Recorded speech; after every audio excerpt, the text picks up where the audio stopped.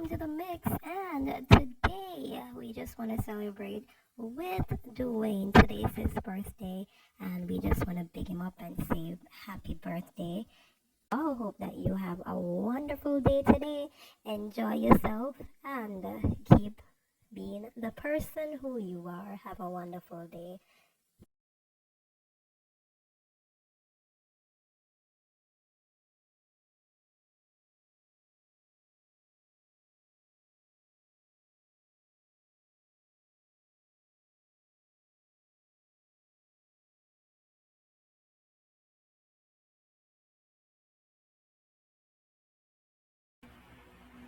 It's been stated that the employees pocketed the funds after voiding orders that were legitimately placed by customers.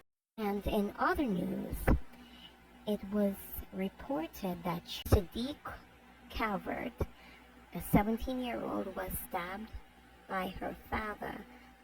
In light of the allegation, the Elliston Road Police Station was searching for the father, as reports were about at 1:10 a.m. a dispute developed between father and daughter, where the knife was being used to inflict a wound in her chest.